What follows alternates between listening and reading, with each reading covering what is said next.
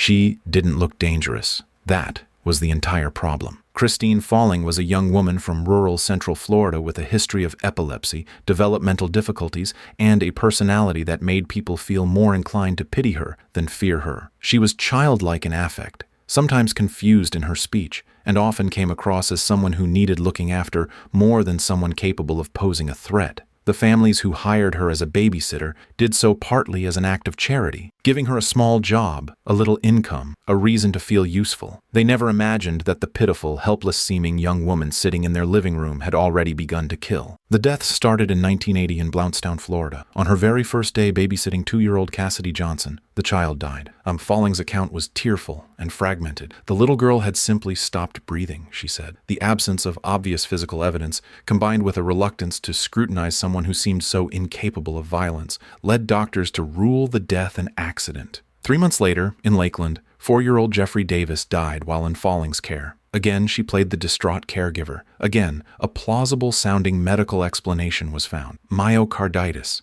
an inflammation of the heart. 2 children dead within 3 months, both in the same woman's care. The pattern was visible to anyone looking carefully, and almost no one was. In 1981, a 2-year-old cousin named Joseph Spring died after Falling, claimed to have taken him to a doctor for a viral infection. Months later, the 8-month-old William Swindle died in his crib while she was babysitting. Each death arrived with fresh grief from Falling, a fresh performance of shock and helplessness, and a fresh official explanation that stopped just short of pointing a finger. The community had begun to whisper. A dark nickname was spreading, the killer babysitter. But a nickname is not an arrest, and the pattern remained officially unacknowledged. What Christine Falling had discovered, and what she would later describe with a chilling, matter-of-fact calm, was a method that left very little to find. She would wait until she was alone with a child and then smother them, pressing their face into a soft surface until they went still. She called it blanket magic. The phrase is almost unbearable in its casualness. There were no obvious wounds,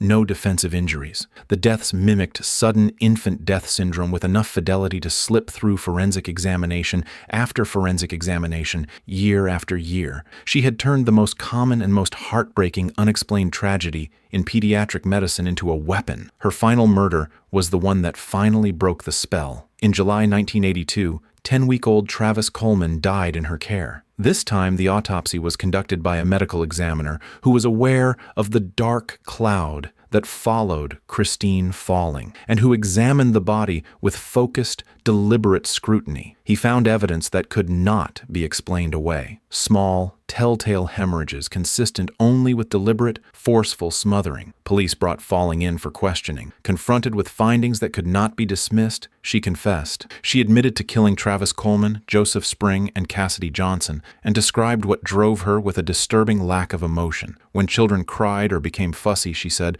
she felt an overwhelming, uncontrollable urge to make the sound stop. But she also admitted to a second, more calculated pull. She had craved the attention and sympathy she received whenever a child died while in her care. The grief of others focused on her. People came to her. They wrapped their concern around her. A compulsive hunger for that response had become inseparable from the act itself. Facing the death penalty, Falling pleaded guilty to 3 counts of first-degree murder, though investigators believed she was responsible for at least 2 additional deaths. The evidence, however, was insufficient to bring further charges. As of 2025, Christine Falling remains incarcerated at the Florida Women's Reception Center. She has been eligible for parole since 2006, and at every hearing the board has denied her release, citing the repetitive and predatory nature of her crimes and the testimony of the victims' families, who appear at each proceeding to ensure she does not walk free. Her case is a study in how a carefully maintained surface,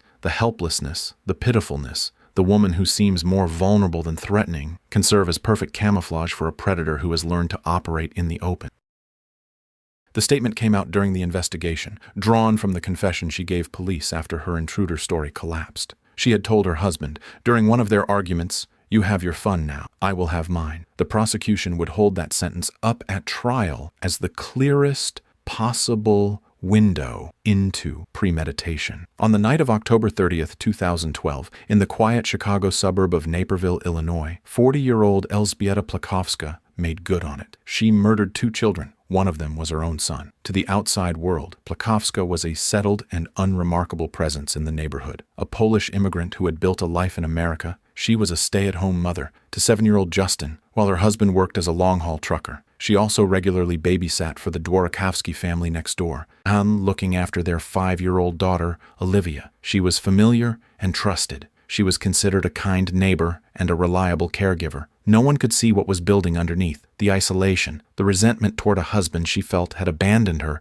to manage the household alone, the creeping sense that her own life had been reduced to invisible labor while he moved freely through the world. On the evening of October 30th, after a heated phone argument with her husband that she would later describe as the final breaking point, Plackowska was at the Dworokowski home with both children, Justin, who was there for a playdate, and Olivia in her regular care. She told the children to get ready for bed. Then she gathered 2 kitchen knives. What she did next, she described in detail to investigators. She went to the room where the children were. She told them both to kneel and pray. Then she attacked. She stabbed Justin more than 100 times. She then turned on 5-year-old Olivia, stabbing her approximately 50 times. The family's 2 dogs were also killed. When police arrived, dispatched after someone reported a possible break-in, they found Plackowska at the scene, covered in blood, with superficial cuts on her own arms. She had called her church earlier in the evening and told a priest that intruders had broken in and that she was covered in the devil's blood. She had called her adult son and told him something terrible had happened. The intruder story collapsed within hours, and she confessed. Her account to investigators was one of the most coldly revealing statements in any caregiver crime on record. She said she had killed Justin because she wanted to inflict the worst possible pain on her husband, to take from him the thing he loved most. She killed Olivia because the child had witnessed what happened to Justin and could not be allowed to survive as a witness. As a final layer of rationalization, she claimed she had killed her son to spare him from growing up with a mother like her, and that she had killed Olivia so that Justin would not be alone on his journey to heaven. Her defense at trial centered entirely on insanity. Attorneys argued a combination of severe depression, a family history of mental illness, and a recent personal loss had triggered an acute psychotic break. They claimed she had been seeing demons, that she believed the evil eye had been directed at her family, that she was not functioning in rational consciousness when the attacks occurred. The prosecution rejected every element of this framework. They argued that the acts were sequential, methodical, and deliberate, that the statement to her husband, the gathering of 2 knives, the instruction to the children, and the systematic killing of everyone in the room were the acts of a mind that was choosing, not shattering. The prosecution's closing argument was, essentially, that she had announced what she was going to do, and then did it. In 2017, the jury rejected the insanity defense and found Elzbieta Plackowska guilty of 2 counts of first-degree murder. As of 2025, she is incarcerated at the Logan Correctional Center in Illinois, sentenced to natural life without the possibility of parole. Her case sits at the intersection of domestic grievance and catastrophic violence, a brutal illustration of how ordinary, simmering resentment, when it finally reaches its breaking point, can be directed not at its source, but at whoever is nearby and most vulnerable. Olivia Dworokowski was 5 years old and had done nothing except be present in the wrong house on the wrong night. That was enough.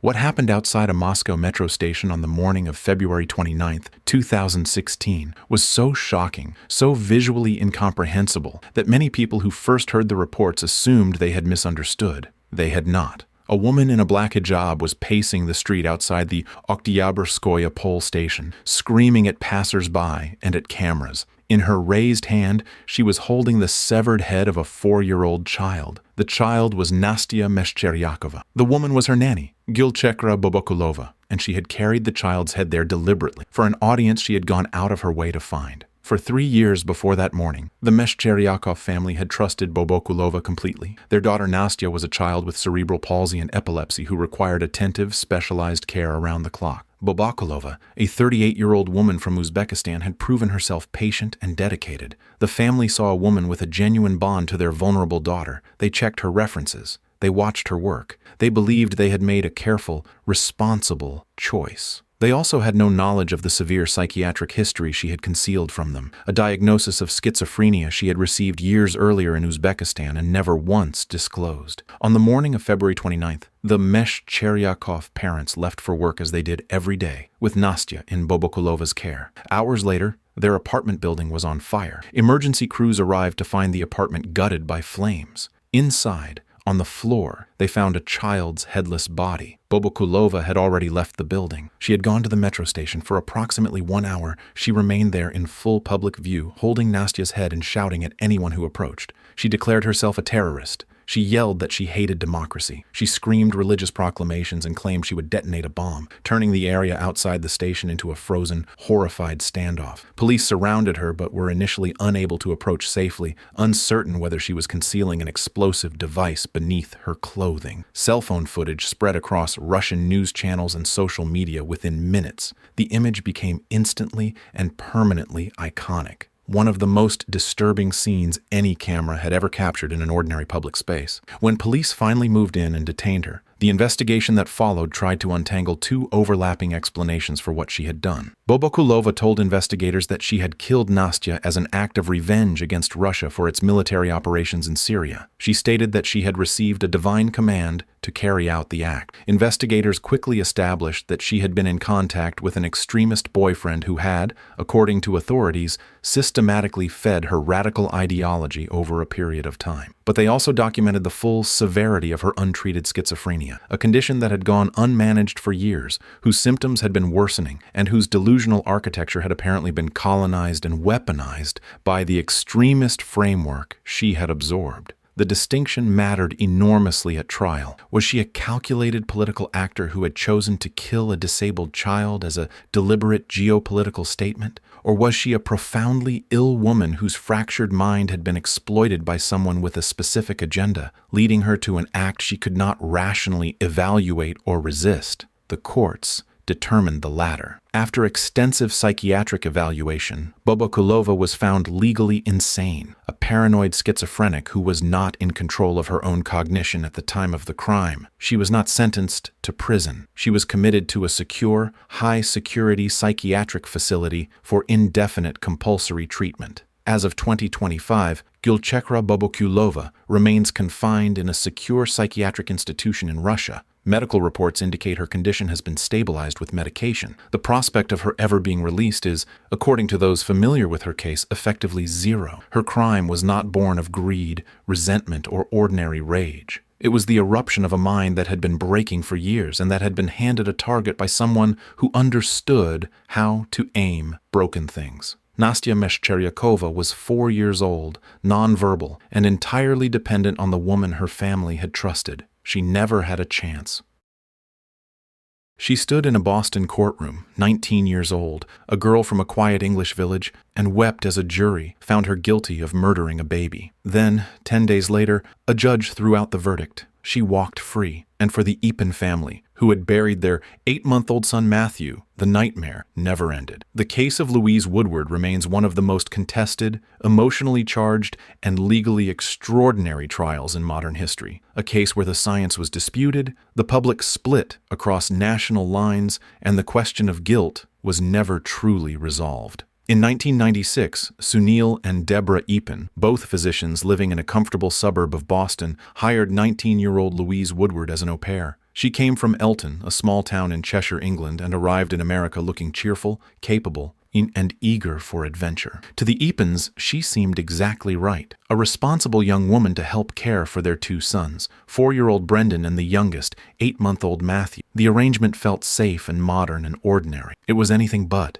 The unraveling happened on February 4th, 1997. Louise Woodward called 911, telling the dispatcher that Matthew was limp and barely breathing. Paramedics arrived to find the infant unresponsive. He was rushed to Boston Children's Hospital, where doctors uncovered injuries that stopped them cold. Matthew had a massive skull fracture, severe bleeding on the brain, and extensive hemorrhaging behind his eye. The medical team's assessment was unanimous and devastating. These were the hallmark injuries of violent shaking combined with blunt impact, the classic presentation of what physicians called shaken baby syndrome. The only adult in the apartment with Matthew at the time of the emergency was Louise Woodward. She was arrested and charged with murder. Under questioning, her account shifted. First, she claimed she had no idea what had happened. Then she admitted she may have been a little rough with the baby. She told investigators she had popped him on the bed and that he may have struck his head. Prosecutors seized on those words. Their theory was precise. A teenage au pair, immature and frustrated,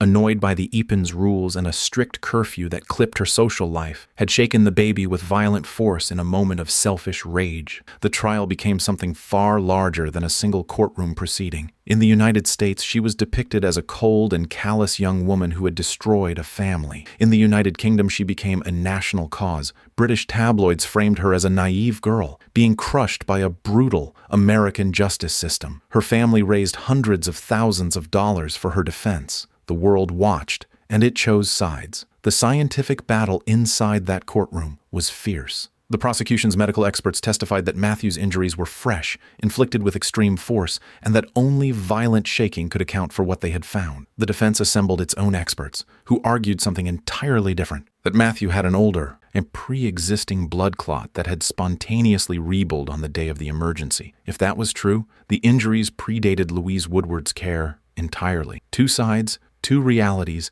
and a jury tasked with deciding which version of the science to believe. The jury convicted her of second-degree murder. The sentence was mandatory, life in prison. The image of Louise Woodward collapsing in tears, wailing in the courtroom, was broadcast around the world. Then came the twist that stunned legal observers everywhere. 10 days after the verdict, Judge Hiller Zobel overturned the murder conviction. He concluded that the circumstances pointed to confusion, inexperience, and immature frustration, not malice. He reduced the charge to involuntary manslaughter and sentenced her to the 279 days she had already served. She was free. As of 2025, Louise Woodward is in her late 40s and lives quietly in England. She completed a law degree after her release and became a dance teacher. She has never wavered from her claim of complete innocence. The Epan family has never wavered from theirs, that she killed their son and was allowed to walk away. Matthew Epan's injuries remain at the center of an ongoing medical and legal debate about shaken baby syndrome that has shaped forensic medicine for decades. What is not in dispute is the devastation left behind. A family permanently fractured, a science permanently contested, and a verdict that satisfied no one. The parents of 5-month-old Michael Needham in Waltham, Massachusetts, had done what responsible parents do. They had looked for a babysitter they could trust, and in 22-year-old Melissa Haskell, they believed they had found one. She was local, she was pleasant, she was reportedly good with infants. Nothing in her presentation raised concern. Nothing suggested that the young woman they were welcoming into their home had already been convicted of soliciting murder for hire, and that the infant they were placing in her care would not be safe with her. In February 1991, Haskell called 911 from the Needham home. She reported that she had put baby Michael down for a nap and found him blue and unresponsive when she went to check on him. She told paramedics he must have choked on his formula. The baby was rushed to the hospital. He did not survive. In the hours that followed, Haskell assumed the role she had already calculated. The traumatized babysitter, devastated and confused, caught up in a horrible accident no one could have foreseen. She performed grief convincingly. The Needham family, shattered and in shock, had no reason in that moment to doubt her. The autopsy destroyed her story completely. The medical examiner found no formula in the baby's lungs, which eliminated the choking narrative entirely. What the examination did reveal were signs of compression on the infant's face and chest, consistent with deliberate, forceful smothering. The official cause of death was listed as asphyxiation. Baby Michael Needham had not choked. He had been held down and suffocated by the person his parents had trusted to keep him safe. When police ran a background check on Melissa Haskell, what they found transformed the investigation entirely. As a teenager, she had been convicted of soliciting murder. She had developed an obsessive fixation on an ex-boyfriend and had attempted to hire a classmate to kill his new girlfriend, offering $500 for the job. The classmate had contacted police. Haskell had been convicted and served her sentence. That conviction had not followed her into public view in any way the Needham family could have accessed. They had no way of knowing it existed. Investigators now understood what they were dealing with. This was not a young woman who had momentarily lost her temper under stress. This was not an accident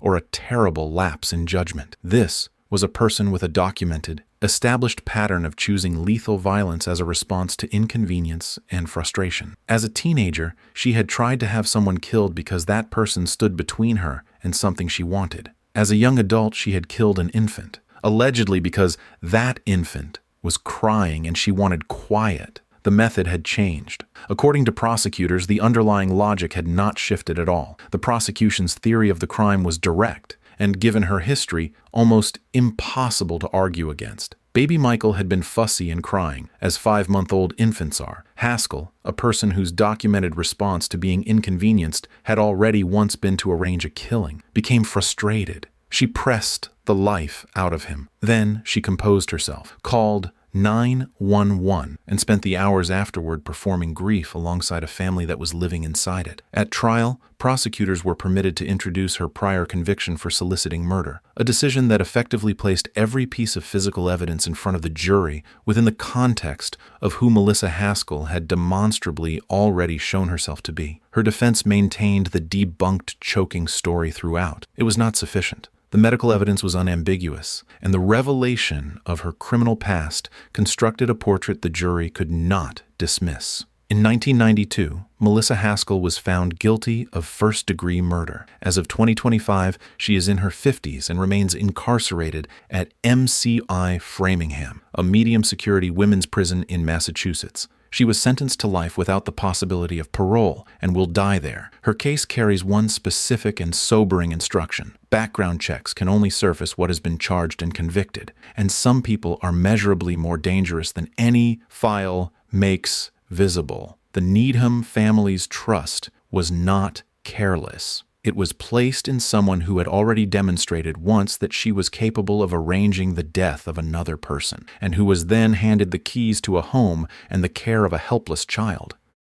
5 caregivers, 5 cases, 5 completely different paths to the same catastrophic betrayal of trust. A teenage au pair accused by an entire country. A Russian nanny whose untreated illness was weaponized into something monstrous. A serial killer from rural Florida who used the world's sympathy as a cover story. A babysitter in Boston whose criminal history no one ever checked. And a mother in a quiet Illinois suburb who turned the children she was supposed to protect into instruments of revenge. What binds these cases together is not a single motive and not a single type of person. What binds them is the architecture of trust, the specific and profound vulnerability that is created every time a parent hands their child to another adult and walks out the door. That act of faith is not naive, it is necessary. But these cases are a permanent reminder that the people we welcome into our homes are, in the end, people, capable of concealment, of deterioration, of violence, of choices that defy every assumption we made when we hired them. The children in these cases were not strangers.